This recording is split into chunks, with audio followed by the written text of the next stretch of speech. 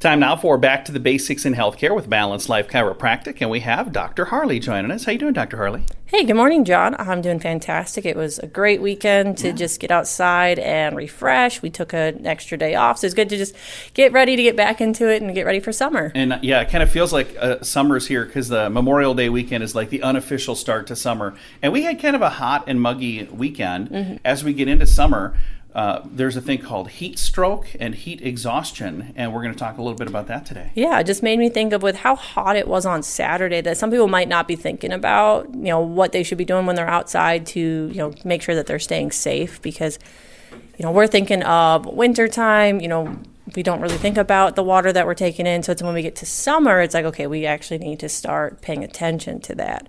So to start with, you should be drinking about half your body weight in ounces, if at least a minimum of 64 fluid ounces. And some people, that's a lot, but that's like the minimum. But then when you're outside in the summer, sweating, working, you need to be drinking way more than that. There's not really a good reference, but you should just be drinking way more water when you're outside, because if you're not, that's when we start reaching into the dehydration, or you're outside in the sun, heat exhaustion can start setting in, and then it could lead to heat stroke. So when you think you've had enough water, have a little more? Yeah, when you're thirsty, you're not drinking enough water. Oh.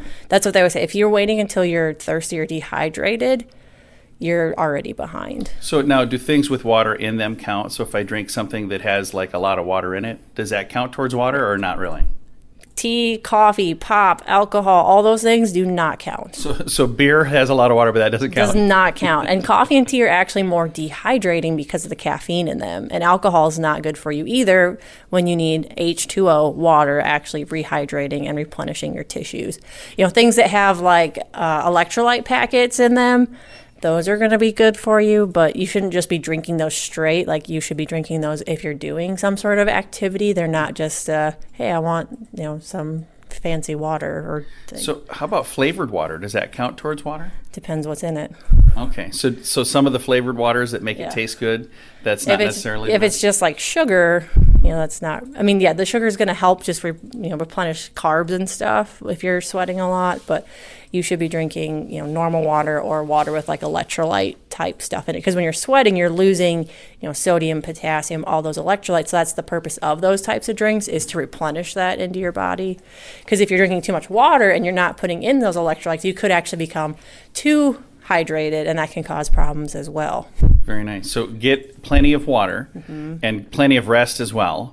And Definitely. Then if you need to see a chiropractor, I can recommend one, Balanced Life Chiropractic. How do they get a hold of you guys? They can give us a call at 605-215-1785 or shoot us a message on our Facebook page, Balanced Life Chiropractic. We'd love to chat and let you know how we can help you improve your health and have a better summer. You can also find them online. Their website is balancedlifesd.com.